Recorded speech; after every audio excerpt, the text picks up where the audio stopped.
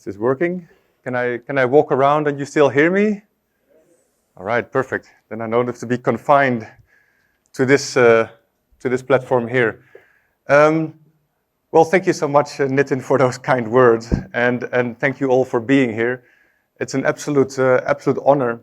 And thank you to the organizers for hosting me, doing an incredible job to actually get me into the country. I had some visa issues, but thankfully they were sorted thanks to Shruti. So thank you so much, and all the other organizers, obviously. And I'm absolutely delighted and honored to be able to speak to you all here and have discussions with you all about a really important subject, right? That I'm sure all of you are incredibly worried about, but also passionately engaged in, right? The biodiversity, life on our planet, and how to conserve this into the future. And my argument, my main argument, if you take anything away from this, is already quite clear, right? I do believe we need to do conservation quite differently. In fact, we need a conservation revolution. We need to do it very differently. And that's why I'm so excited here, especially to be able to talk to so many young people, right? Because you can make conservation, you can do it differently, right? You are still starting your careers. You are developing your ideas. And I hope, that the circumstances within you do so allow you to try out new things, exactly as Nitin mentioned, to try out different kind of ideas besides, of course, the important ecological and biological research that also need to be done, right? But let me first get into my story, and then you'll see, hopefully, what I mean. I'm not going to dwell too much on the bad news. We all know that we're in an absolute, crisis when it comes to biodiversity, which is linked to broader crises around climate, around political economy, social inequality, and all of this. And here are just some reports, literally from the last years, that show this, right? Over 1 million species at risk. And I want to be absolutely sure that I take this very, very seriously. I am very worried about this. I have a 10-year-old daughter, and I wonder, what kind of world she will inherit from us. Same in India. I read a report, right? And it was hard to sort of find an overview because, India is so ginormous and so much is happening on this front. But this is just one example of literally a month ago where the state of birds, report came out that says around 60% of birds in India have experienced population decline over the long term of 30 years. And that is a grim reminder of rapid biodiversity loss in India more generally, right? So we all know what we're in this for and why these discussions are so important. Now, obviously, many can say, well, we have a global biodiversity framework, right? So the answer to some of these problems was announced last year by the global community. The 2022 Kunming-Montreal Global Biodiversity Framework, which was by many involved described as an historic deal, right? A real paradigm change that will make, peace with nature between humans and the rest of nature. And I'm sure all of you are, quite well aware of this, centers around this idea of 30 by 30, 30% of the earth protected by 2030, right? And also has a lot of focus on local community inclusion and indigenous knowledge. Right? So those are some elements of a much broader proposal, of course. But for me, the key point is that it's sort of hailed at as this paradigm sort of change. But taking a step back, if you bring these two together, right, where are we going to go from here, right? So one thing is, as I showed already, the rhetoric and warnings are getting stronger, right? Our UN Secretary General talks about we're on a highway to hell when it comes to climate change, right? Biologists are talking about biological annihilation. I mean, these are strong terms, right, that should not be used lightly, and yet they're bandied around more and more now. So it's very clear that business as usual is not working, and we need something different. But the question I have in relation to the Global Biodiversity Framework is how paradigm changing is it really? Right? Will it give us the answer that we're looking for, the framework within which we can work towards a much more sustainable world? So my first argument, and I will indicate several of the arguments that I'm making, is that I don't think it is, right? It stays very well within mainstream conservation sort of paradigms as we've known it for a very, very long time. In fact, you know, with tweaks here and there, the core of it is still very much, you know, what we've known in terms of conservation since the late 19th century when modern mainstream conservation came up. And we all know at the same time that that has not been an antidote to the extinction crisis. And I will show you a couple of slides to try to illustrate this. I don't know if you're familiar with the term the Anthropocene, the age of humans, right? So as part of those discussions, these graphs have often been shown about the great acceleration, right? Whereby across all kinds of socio-economic, ecological, Earth system trends, we see a rapid rise, so globally, of all kinds of things, from water use to energy use to fertilizer consumption, paper production, right? CO2, obviously, methane going up, ocean acidification, well, I hope you can see it, all going up quite dramatically. If you zoom out, right, and don't look at the specific details of these, you know, of these trends themselves, what you notice, hopefully, right, is this, you know, what they call a hockey stick graph, right? The idea of exponential growth. So all these are basically from 1750 globally, and you see all of them rising rapidly upwards, particularly the last 50 years, right? And that is what is sort of referred to as this great acceleration. So many things in an economy that needs to grow, you know, obviously has this kind of result, right? And it has brought us a lot of good things. I'm not saying that all of that is necessarily bad. At the same time, I do think, and I hope you agree with me, that this is utterly unsustainable. We can't keep going like this forever. And all ecologists know this, right? So, but look at this then, CO2 rising. You see the same curve, right? This is a particularly, you know, sad, I think, figure, because it shows all the different conferences that were supposed to mediate this, right, over time, from the 70s. Do you see any difference, other than it going up steeper still, right? I've recently become, you know, almost convinced that perhaps the better thing is not for people to fly to these conferences, because if this is the result, then what's the point, right? Other than actually spending a lot of, you know, CO2 in order to come together to have absolutely zero results on CO2 emissions whatsoever. Same with extinction, right? The stuff that we're talking about here, biodiversity extinction. Again, you see the hockey stick graph. This is over the last 200 years, right? From 1800, 1900, you see against the background rates of extinction, normal, you know, expected extinction rates, you see them going steeply upwards, right? For different kind of taxa, right? Indicating the problem yet again. But at the same time, the solution shows a similar graph, right? 30 by 30. We need more protected areas, more spaces under protection. This is a graph that shows how well conservation has done when it comes to protected areas, right? So in the 1960s, globally, less than 1% of the globe was protected officially in protected areas, right? And the graph going upwards, so the green is terrestrial, the blue is marine protected areas, the red is the cumulative total, and it ends here in 2011, and this is around 13%, 12, 13% of the globe, so now it's almost come to 17%, right, within the last 60 years. All of that has been achieved in the last 60 years. So in the next 7 years, we have to basically double that, right, that amount. And this was not an easy feat, right? You can call this a conservation success in many ways, right? Because starting protected areas, and I think in India you know all about this, right? There are many, many issues, right, that need to be navigated. Social, political, economic, ecological, etc.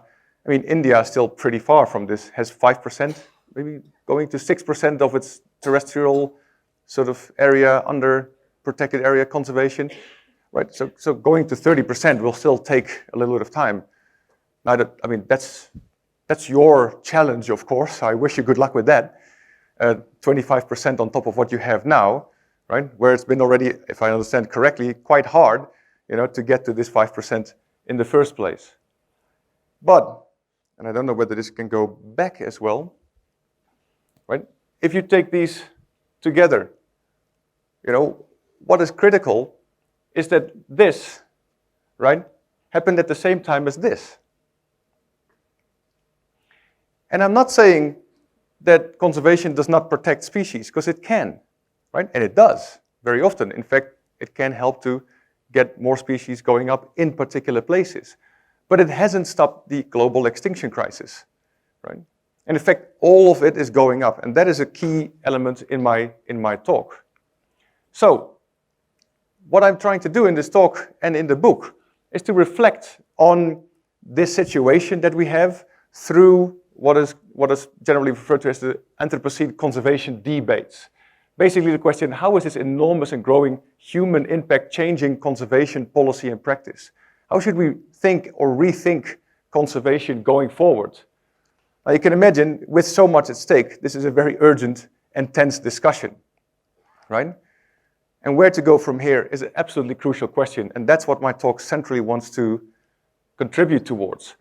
And I want to look at particular two key systemic dimensions: the relation between nature and people, and the relation between conservation and economic growth or capitalism, both of which I've done a lot of research in. So this is the Conservation Revolution book, where we use this very sort of simple model to give you basically four different, major sort of ideas around where conservation is at, right, on these two axes. Right? Do we want to separate people, focus mostly on protected areas, or integrate it? And do you want to challenge the growth model, or do you stay nicely within it? And if you have those two axes, you get to four positions that I want to sort of briefly get into. Mainstream conservation has always been part and parcel of our global economic system, right? Focusing especially on protected areas, which has recently been called out by a group called New Conservationists, saying that we must get radically beyond that nature-people separation, right? But do so within the system that we have. That has led to another iteration of a group that we refer to as neo-protectionists, that say, no, we need to get back to protected areas. That's the most important thing, right? But they are becoming more critical of growth issues, right? And so they're diametrically opposed to new conservationists. And we actually think that these debates in conservation are important. And in fact, they are maybe a sign of bigger changes to come, right? So we critically reflect on those, but at the same time believe, hey, both of them are actually pointing at least in some right directions. And if you put the two together, I argue, you get to a third potential option that we call convivial conservation. And this is basically my talk. So I want to sort of go through these various elements quite quickly, also reflect a little bit on more recent sort of dynamics, right, that happened after we published the book in 2020, and then try to give some hints about what we mean with conservation or convivial conservation going forward. So what is mainstream conservation? And this is a very unfair thing because, conservation is a very, very broad church, right, with very many different ideas. But what I refer to as mainstream conservation is based on colleagues Brockington et al.'s definition, a particular historical and institutional strain of Western conservation practiced and promoted especially by large, powerful international conservation organizations and agencies, WWF, Nature Conservancy, etc. And I see a lot of that here in India as well, but obviously also, again, different, right, with different emphases, with a lot of amazing Indian scholars giving all of this, different twists and turns. Nonetheless, obviously, 90% of global conservation funding still comes from the West, right? And so they put a huge, they have a huge influence over conservation thinking globally. So for me, that's also why I target my own compatriots in Europe more than any. I'm not going to tell here what you guys need to do. In fact, you need to tell us how we need to do things differently in Europe. We can't even live with the wolf, let alone Why should we tell you how to live with a tiger, right? So this is something I take quite seriously, right? And there's a long history to this, right? Literally from the start, right? These debates have been very prominent, both the people at parks relation and how to deal with prominent business interests, right? And over the last decade, all of this has intensified quite dramatically. You see the relation between big business and big conservation sort of coming together, and at the same time, right, the issue of what to do with indigenous peoples, with communities, are also becoming more and more important. Now, this is sort of very broadly mainstream conservation, right? Which has seen some incredible critiques over the last 10 years, starting about 10 years ago with this group, self-proclaimed group called New Conservationists. Here are some of the books that they wrote, right? So Chris Thomas's book, Inheritors of the Earth, has a subtitle, How Nature is Thriving in an Age of Extinction, right? Whereby conservationists are actually saying, no, we need to look at the natures that are actually doing well. So my wife was an invasive and alien species officer in the South African government, right? Trying to get rid of them. I see here with a lot of trees and others that this is also a big issue here in India. So this book by Fred Pearce, Why Invasive Species Will Be Nature's Salvation, was an absolute sort of, red sort of cloth that made people go absolutely crazy. And if you look at it together, they made a couple of important arguments, right, that really challenged conservation as we know it. And this is from within the conservation community, again. First, that the global protected area state will not solve the biodiversity crisis, right? Exactly as I showed earlier in those graphs. Secondly, the social dynamic, that conservation has often had a very big negative impact on local communities, on the poor, right? And that conservation must really start taking development much more seriously. Thirdly, they argue that wilderness doesn't exist, right? That wilderness has always been a myth and certainly is now, right, in the age of the Anthropocene, right? The age of humans. And coming to the conclusion then, is that humans are the dominant species. We must take that dominance seriously and start managing the earth like a rambunctious garden, in Emma Morris's words. And so the proposal is to really integrate humans and nature in different ways. Conservation should seek to support and inform development, right? Done with the importance of nature to thriving economies in mind. And instead of scolding capitalism, conservation should work with corporations in a science-based effort to integrate the value of nature's benefits into their operations and cultures. Now to say that this was a lightning rod is putting it mildly, right? So around between 2012, 2015, right, this was a huge fight. It even led to a piece in Nature where over 250 conservation biologists from around the world, stated that this infighting must stop, right? Because some people said, this is not conservation, this is development, right? This is the stuff that we're fighting against. You can't call this conservation, let alone new conservation. This is, I can't swear here, but this, fill in what you want. So they were incredibly critical, right? And they argued that we must do exactly the opposite. So we call this neo-protectionism, right? Wilderness is real. It needs to be as autonomous from humans as possible. We need to separate them, right? So we don't think that we can somehow manage the earth. That's hubris, right? That's typical of humans. Look at Greek tragedies, right? We can't do that, right? So we shouldn't embrace this Anthropocene. We should rein it in, rather, right? And we do that by putting boundaries around things into place. All kinds of boundaries, right? So population growth is a big thing, right? Too many people. So here are some books, Overdevelopment, Overpopulation, Overshoot, that some of these authors have written.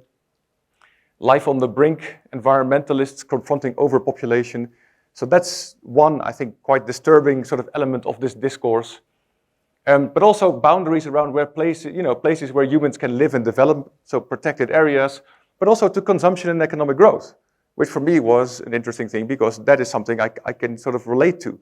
Right? So you got all these interesting sort of new arguments in this conservation field over the last 10 years. So their core agenda, should not be a surprise, right? Only within parks and protected areas will many large animals critical to ecological processes persist. And so the strategy must be to get more protected areas going right? Interconnect and rewild them by John de Borg, right? One famous, neo-protectionist ecologist. And this needs to be up to half the planet, right? They literally say that science says this must be up to 50% of the entire planet if we are to have a chance of actually combating the extinction crisis. 50 by 50, right? So for those who were wondering where 30 by 30 comes from, right? 30 by 30 is supposed to be a step on the way to 50 by 50, half Earth, right? And that has been incredibly successful, obviously, because it's the main outcome of the Kunming-Montreal Global Biodiversity Framework.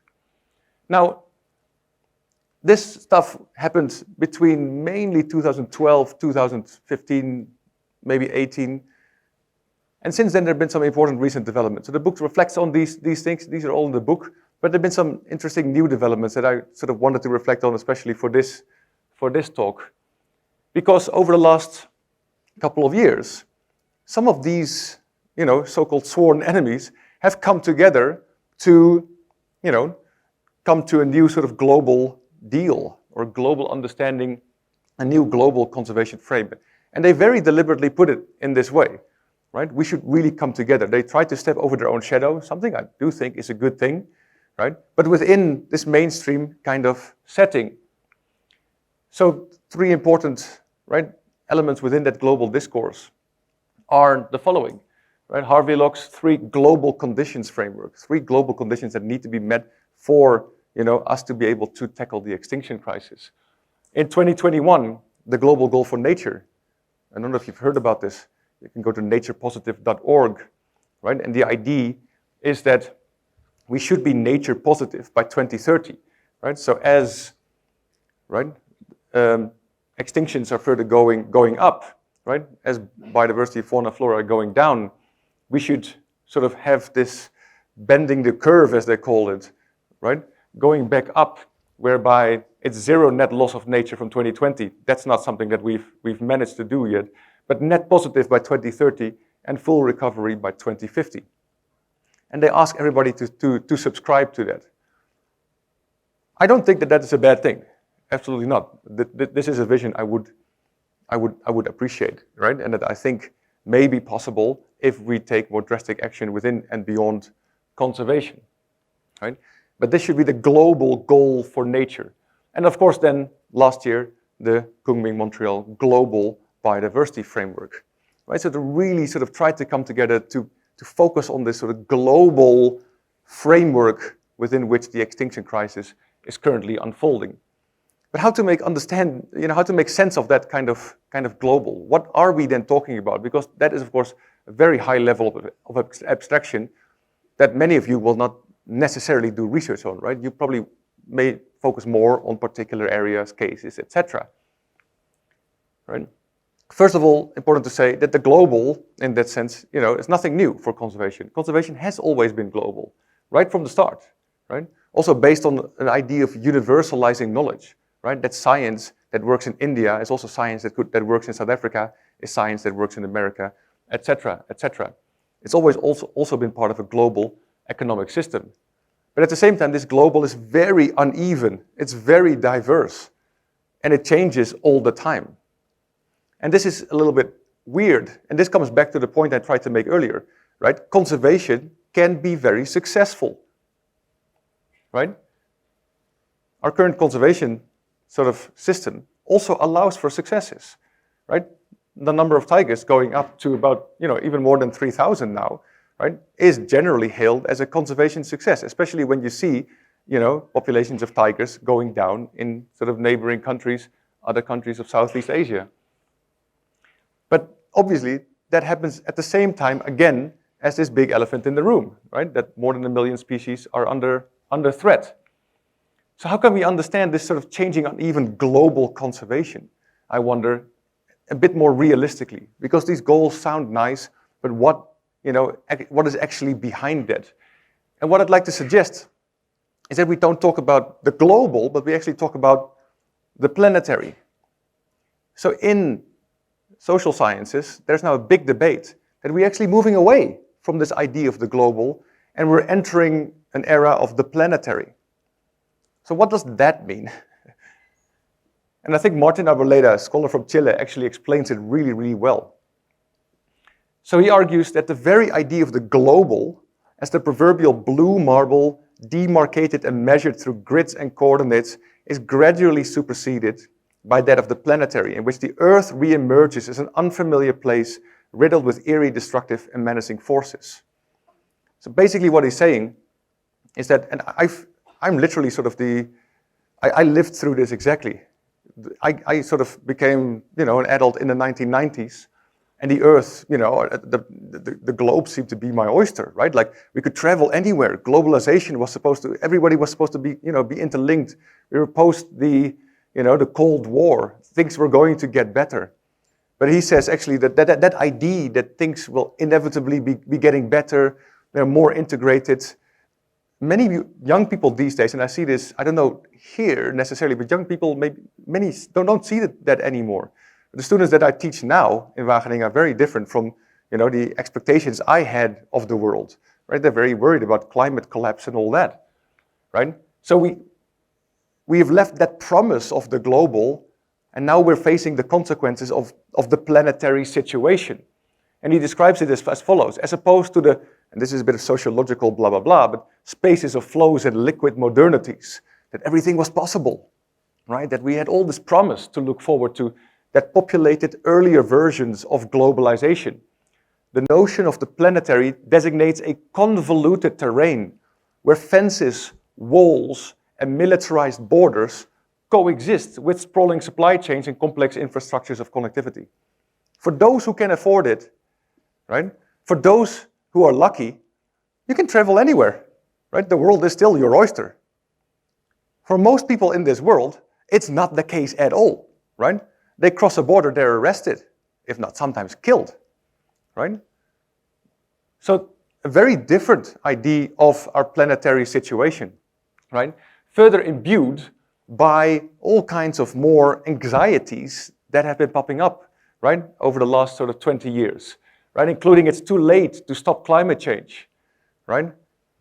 And in our field, there's even a new sort of subfield coming up, calls itself collapsology, the science of how things can collapse. So if you're interested in some fun reading, I can recommend these books, How Everything Can Collapse, and Another End of the World is Possible. I had a bit of, anxiety reading those books. At the same time, it's, good to be aware of what's going on in the world, right? And sort of get ready and see if we can change that, right? And that's the argument that these people are making, right? Saying like, if we understand that things can indeed perhaps collapse, we can perhaps avoid it. But if we don't take that into account, we might walk into the ravine, willy-nilly. So my argument here, and this is a bit of a tentative argument, is what is this planetary then about? I would argue that it's about the intensification. Things are becoming more pressured of opposing relations, right? And that's a central theme that I'm trying to show to you, right? Both growth of all kinds of good things have gone up, but growth of bad things have happened at the same time. So we see an intensification of opposites, both integration of the world and fragmentation, both new ideas about universalism and particularism, both plurality and singularity, right? AI researchers are dying for the singularity, right? Whereby AI takes over and everything becomes connected. Diversity and equivalence, right? We all talk about diversity. We need to have, this and respect diversity in the world. At the same time, we live in a world where you go to all kinds of other places in the world and things look the same. You go to an airport here, or in the Netherlands, or in South Africa, you find the same, I can't swear here, right? But you find the same stuff all over the place, right? With the same people behind it, the same faces, right? Etc., etc. And intensification, I mean very specifically, I define it as the increasing efficiency within a system coupled with increasing saturation, right? So most of you, may think, this idea of efficiency is a good thing, which sometimes and generally it is, right? To have things work efficiently is a good thing. But efficiency, innovation are really the watchwords of the global sort of economy. But if your life becomes too efficient, it leads to burnout, right? It saturates your life too much. And you need to make choices about what you do and what you don't, right? But this is now the global situation where we live through an utter period of intensification. All right, enough of the theory here. This is all sociological stuff that Nitin can tell you much more about. But what does it mean for conservation? So instead of a global conservation, this beautiful picture, what do we actually have, right, with these intensifying opposites, which I refer to as planetary conservation, right? I would argue that planetary conservation is caught between these intensifying and opposing motions, right? That many of you will have to somehow manage, or that you're thinking about the whole time, consciously or unconsciously.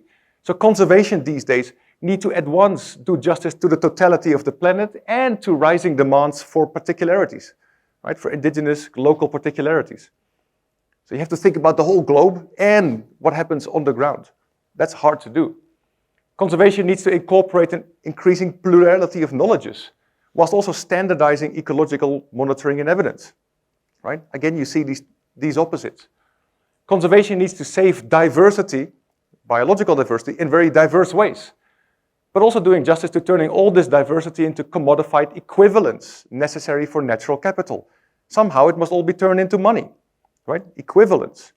The relation between equivalents, that everything can somehow be turned into something that corporations can understand, right? Money, because apparently they don't understand anything else, right?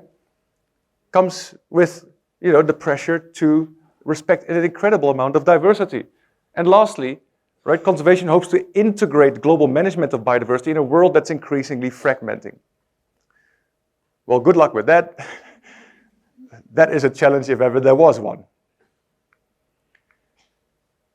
But a little bit more before I come to some positive, ways to look forward, right?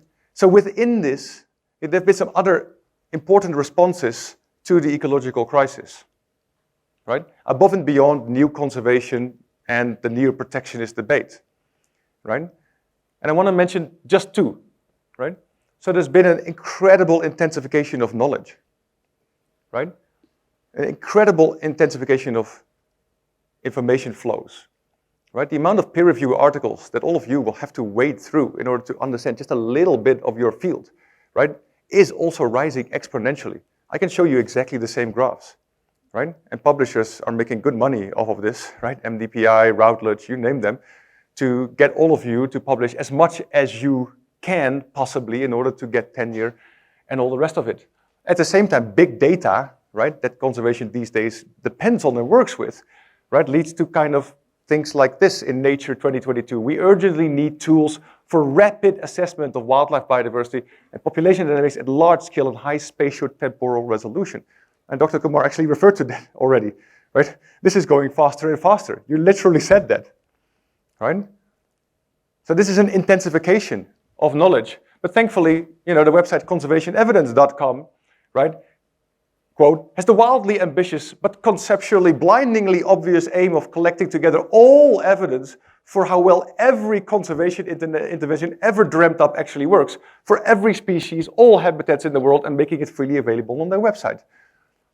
Now, again, that's quite ambitious indeed. Right? But you can see, that this idea, and I've seen papers also trying to lay out research agendas across all these sort of intensifying opposing movements. But at the same time, we see an incredible intensification of technology happening within conservation, right? So for example, the International Barcode of Life Consortium wants to illuminate biodiversity by developing globally accessible DNA-based systems for the discovery and identification of all multicellular life on Earth, all of it. This work has urgency if we are to effectively address biodiversity loss on our planet, and their ultimate goal is to establish a global biosurveillance system or program. And generally, I think many of you are already working with more general sort of artificial intelligence-based monitoring of species. I'd like to sort of think that increasingly half of all the animals, flying or walking around on the planet, have a chip on them nowadays so that they can be monitored, right? So this is happening in many places, of course, including a lot in India. I've seen this. At the same time, more technology B is an intensification of biogenetic engineering, right? Some people are literally talking about engineering the wild, particularly new conservationists, right? And it's important to pay attention to these kind of arguments because they have real implications, right? Some of them are arguing that ecosystem integrity is not even a real thing, right? So we can, and human innovation has been going on for 5,000 years. So why would biotech be any different than what we've done 5,000 years ago when we started, when humans started changing the planet? So let's take it to the next step, right? Start to de-extinct and perform genetic rescue through DNA sequencing, engineering resistance, assisted reproduction, etc. I can give you literature if you're interested, where people say we should actually get animals ready for polluted streams so that they can live there for climate change. And maybe this is something you're also working on already.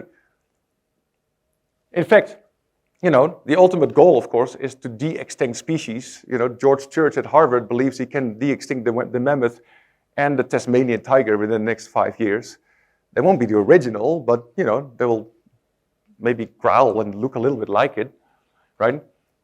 But the key thing is that all of this is also already happening in many places, right? Experimentation with these kind of biogenetic tools, due to the fact that CRISPR-Cas and other technologies have made it easier, cheaper to actually use this, is happening all over the place, right? China is incredible. In India, this is happening. The South African wildlife industry is doing this. In the US, right? A lot of this is already going on.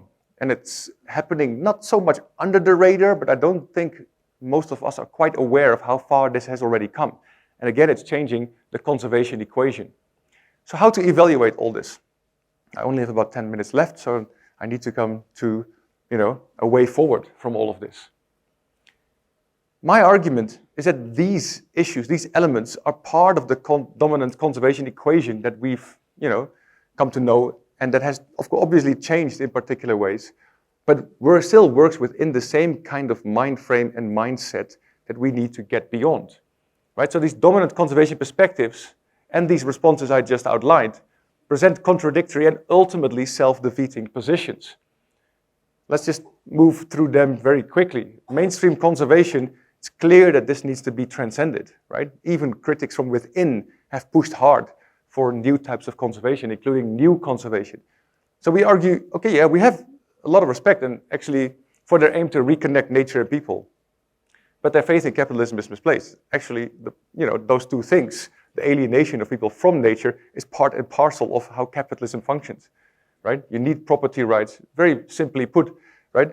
A product needs to be owned by you and not by anybody else. So that separation, right, is key to how contemporary market economics work.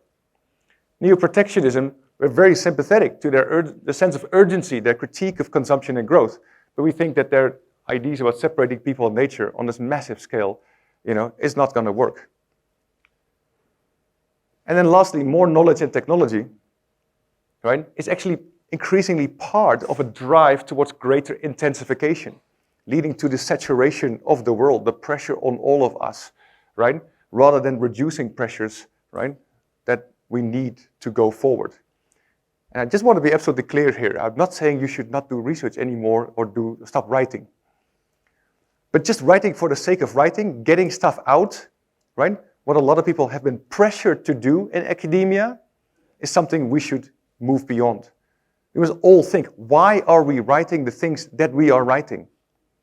What difference does it make? Not just in terms of our ecological understanding, right?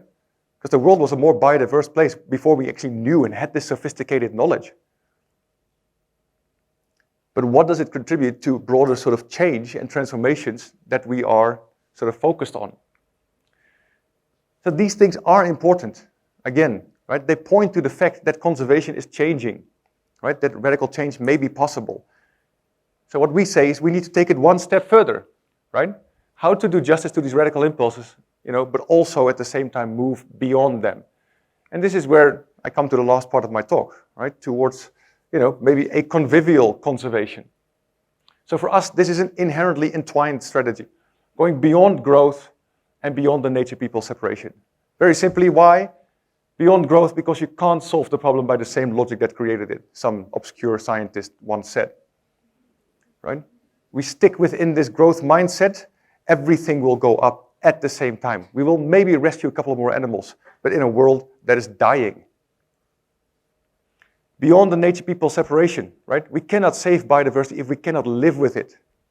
We need to be able to live with the rest of nature. Not only is that amazing, right, to live with the rest of nature, right? Not only is that nourishing, right? But on a global scale, we also need to do that because that's the only way in which we come to a sustainable planet. So this is not about just local people that they need to do things differently. No, also us globally, economically, right? And a lot of people are already doing this. So we see convivial conservation as one stream, a conservation stream within a much broader sort of set of movements that are demanding structural transformation. So what would it look like? Very, very briefly, because I don't have a lot of time. So we have 5 sort of more idealistic long-term positions. Like, okay, so putting a dot on the horizon there. What would it look like as soon as possible, but say 20, 30, 50 years from now? What could conservation look like? In that vision, we've moved away from protected to promoted areas. So we try to what we're saying is not get rid of it immediately, right? This is an historical process over time, right? So, but if we think that we can protect the rest of nature, right, from ourselves, whilst at the same time having unbounded, growth, we're kidding ourselves, right? Plus, if we can't trust ourselves to live with the rest of nature, and we ourselves are also nature, it's a very foundational contradiction, right? We need to be part of the rest of life and have relationships with it. So promoted areas, the idea is to start thinking about protected areas and other spaces differently. How can we sort of better reach out to not immediately get away from, like protecting them, right? Protecting is not necessarily a bad thing if you think about protecting something that you love. But how can you also promote it, right, for people, right, by structurally thinking differently about those spaces in relation to the spaces around them? Second, it also means we need to think differently about ourselves, right? We can't just save nature out there if we are also nature. We need to change our own nature, right? Many of us have been taught, particularly by people who kind of look like me, right, that the ultimate human is a white male who is in control and, rational and instrumental and all the rest of it. I think all of you have already sort of, hopefully long ago said goodbye to that, right? That nonsensical idea of what the ultimate human should be like. Unfortunately, there are still a lot of the people who still think like that. But it's, thankfully there's a huge sort of wave against that, promoting more diversity. But nonetheless, that is still very dominant. There's a kind of a dominant idea of human nature with rational ideas with the rest of nature. No, we need to rethink our own sort of nature and our own needs, right? In relation to our lives, in relation to the rest of the needs of the rest of life. And stop saving it, but celebrating it, right? A very different mindset, right? A forward-looking mindset. Tourism, very simply put, will not save nature, right? Tourism is often seen as the thing that helps to, save nature, right? That brings income, but obviously has a huge climate change impact. But also, oftentimes, you create huge animosities between local people who can't enter an area, right? And rich tourists from abroad can, right? This is not a long-term strategy. I don't have to, refer to COVID maybe, right? We said this a couple of years ago, people thought we were crazy, and then all of a sudden tourism halted in many parts of the world, and they were like, oh, crap. If you let nature, be dependent on market income and the market falls away, what do? Well, we need something different. We call it engaged visitation, right? Not to say that we shouldn't travel anymore, but differently. Not been there, done that, tick box, moving right along. No, with more attention for the spaces that we visit. Fourth, the nature that we want to save is not Animal Planet nature where tigers do nothing but spectacular things and kill the whole time and all that. The things that people have come to expect, right? In the national park, the Kruger National Park in South Africa, people complain if they haven't seen a lion in 2 hours, right? Because that's what they have seen on TV, right? And then guides have to do a lot of work saying, they actually sleep 23.5 hours a day. They're not that spectacular, right? We need to pay more attention to the everyday inside kind of natures all around us, right? And we need to manage that in a very different way, moving away from this expert technocracy to more common democratic engagement. This is over the long term. What can we do in the short term? And I am coming slowly to the end, so I'll try to keep I'm not going to make the last 16 seconds, but give me one or two more minutes. Practice. What can we do right now? Right? Start by, very practically historic reparations. So if you think about conservation classes, if you will, right? So we imagine, right, that in the world we have our upper classes, our land-owning capitalist classes, big landowners, middle and lower classes that probably most of us here are part of, and lower rural classes. So historically, in conservation, we've asked these people to change their lives, and we asked them for money. Now, who has the biggest impact on biodiversity? It's not them, when you look at the footprint. It's them. Why don't we ask them to change their lives and leave these people alone for a little while, or give them some money so they can actually live a decent life, right? But of course, we've seen an enormous gap over the last years. So we need some historic reparations and to decolonize conservation. The second thing that we are sort of thinking about now is a conservation basic income, right? Ideas about basic income can be problematic, right? But they can also help people, right, to live a decent life if it's unconditional. And then reach out your hand, say, okay, let's talk about biodiversity in our lives, in my life and in your life, right? How can we, move away from a local sort of intensified, pressurized economy to an economy of care, right? And support people in that. 3, rethink relations, but this is for conservation organizations, rethink relations with corporations and the state.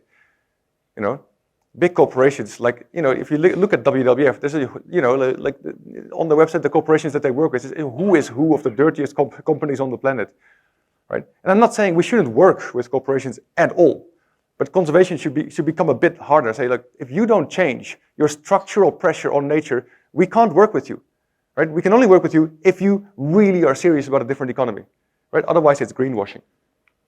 4, we need to stick together, right, as convivial conservationists, and try to build up power and alternative networks to push these ideas. And 5, then start actual experimentation on the ground, right? Different kind of landscapes, different forms of governance, and non-market base of finance. I can say a lot more about that, but I won't because I need to come to my conclusions. I would argue that current mainstream conservation is in a bit of an identity crisis, right? And very likely what is going to happen is a further intensification towards more protected areas, more natural capital, economization of nature, more knowledge production, more technology, AI, smart earth, synthetic biotechnology, you name it. This is likely what's going to happen. And the big question, right, that we need to ask, right, is why do we keep pushing this, right? Because all these have grown over the last 100 years together with the growth of the problem, right? We need more structural alternatives, right? How effective, this is the big question, how effective in toto, despite local conservation successes here or there, right, are the following strategies: more bigger protected areas, more economization of biodiversity, more and better, faster technology, more better, faster knowledge. You will constantly have the same intensification and growth curve, right? I think we need something different. We call this the mopping the floor with the taps wide open strategy, right? You just let the water run, and you try to mop it as fast as you can. And conservationists have become the best moppers in the world, but it doesn't actually lead to a solution. So we need a conservation solution. We need structural transformation, right? We need to tackle the biodiversity crisis and political economic crisis together. And this is a hard thing to say, and I know most of you don't want to even think about that, but I'm asking you to do that, to take that step, right? To think about biodiversity, not just in terms of species, but also in terms of power. I argue this is necessarily post-growth and post-capitalist. And this is a daunting idea, right? But if at some point you let go of the idea that we must intensify and we must grow all the time, it's actually also liberating and realistic. How can we do that? We think, we need to focus on power, time, and actors, right? As a strategy of change. We need to directly tackle power. Power dynamics must change. And this is a hard thing to do, but I know Ravi is doing that, Nitin is doing that, many others are also already doing this, right? We must connect the long-term and the short-term. This is what I mean with time. Have a long-term vision that is outside of the current moments of possibility, but also start right now. And then work with different actors and the relations between them. All towards this idea of planetary and local de-intensification, right? To take a step back. If your agenda is too full, the last thing you need is a more efficient secretary to make it even more fuller. No, you need to take a step back, and think about what is my priority? What do I really want to do with the limited time that I have? This is what we need to do in a global space. We need to take a step back and rethink and then move forward differently. So please join the conservation revolution, right? So we are trying to set up a convivial conservation center focused on experimenting in practice through living labs, right? Research, deepening our understandings of these different possibilities, what people are already doing, and changing policy and power, right? We have a website that is soon going to be updated. LinkedIn and Twitter, we don't do much because I'm quite critical of these things, but nonetheless, we are sort of there. There's a free book, right? On Mayfly Books, Convivial Conservation. And I'm sorry, Ananda, but I told you, your face is going to be up here. We have, incredible colleagues, Nitin, Revati, and Ananda, who are working, here. And so let's, speak with us, speak together about these issues going forward. Thank you very much.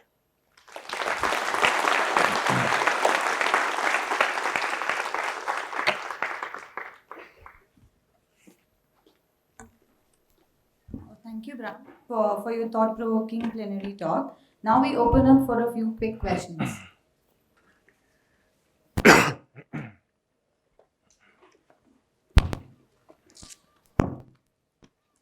Volunteers, please,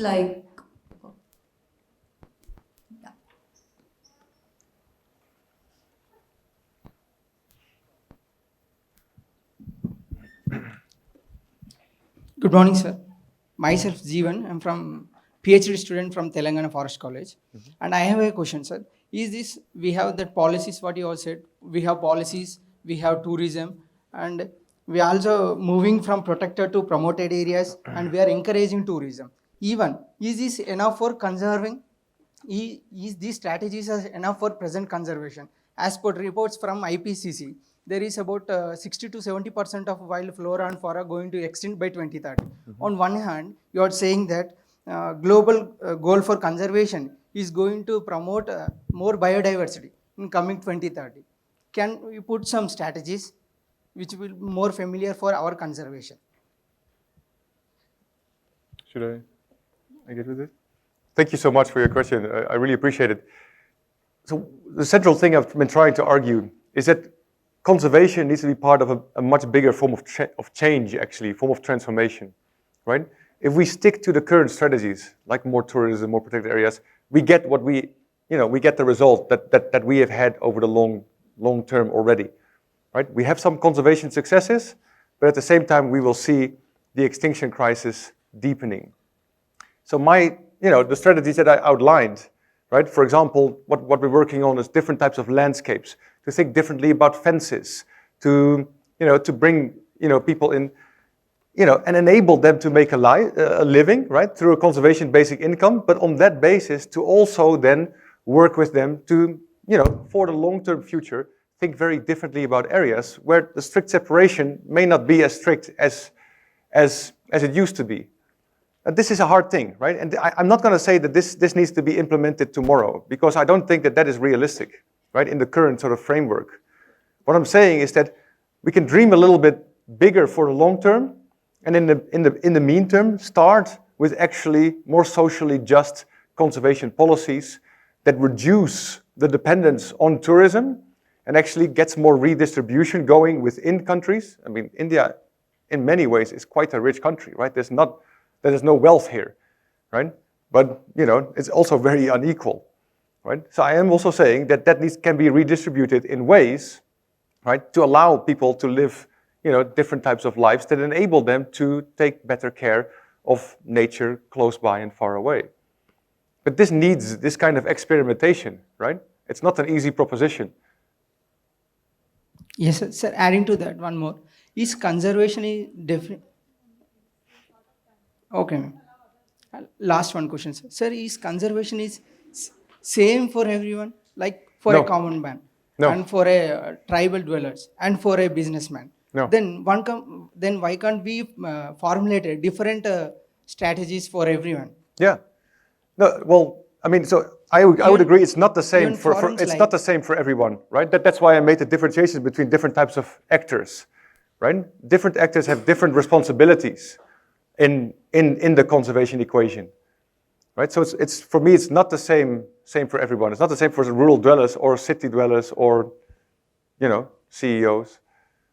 But maybe I don't understand your question. Sir, even like due to change in climate change, the complete habitat of all the species have gone through, and we are following the same strategies. Is that true? Is that correct way of managing, sir? The habitat has completely changed. The lifestyle of all the mammals have been changed, and we are following all the ancient ways of conservation practices. Is that correct way of managing? Well, so, okay, I'm not 100% sure whether I understand, but in terms of climate change, my fear is that we are going towards a world where we save certain species, right? Where the tiger will not go extinct, but within a broader, climate change induced, world, a warming world, whereby many things are collapsing and falling apart. My strategy will, and I'm going to say this out loud, I didn't plan to, but perhaps a new strategy will lead to the disappearance of some species, but hopefully within a different world that is more sustainable. So I think those are two stark options. Current conservation is trying to keep certain animals alive within a world that I think is dying. I want a living world, and perhaps that means that some animals in that sense will not survive. But in the end, I believe also in the process of evolution that we can get a whole new diversity of life forward, whilst at the same time, of course, doing everything we can to keep current species alive. I'm not advocating for extinction, not at all. But the disproportionate, for example, in Africa, the disproportionate amount of money that's going to rhinos, or here, I think Ravi has argued that in relation to cheetahs, right? The disproportionate money going to cheetahs. sorry to pinpoint you out. But that is one strategy, right? So you can pinpoint to spectacular animals. But spectacular animals are not going extinct, right? It's a species that nobody knows. If I ask in my classes, name 5 species that are going extinct or that have recently gone extinct, most students can't even name one, right? So because of the animals that are getting so much money, right, capital-intensive animals, right, they will probably not go extinct. But what kind of world do we want? That's what conservation needs to ask, and it takes a different strategy going forward. Yes, we really need to move forward, so we will take one more question. Yeah. Thanks. Thanks. Shall I go? I'm in the forum then. So any students who.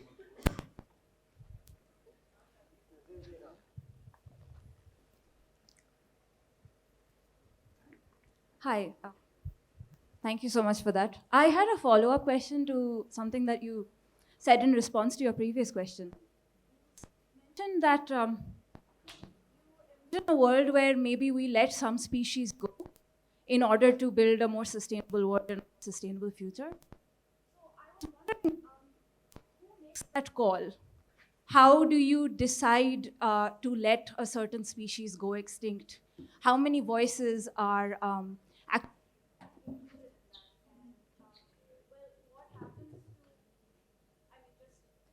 something as philosophical as, the right to life or non-human voices when humans are making that call?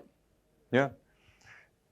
In the end, I don't think anybody will consciously make that call, right? Right now, it's a very conscious call to save certain species, right?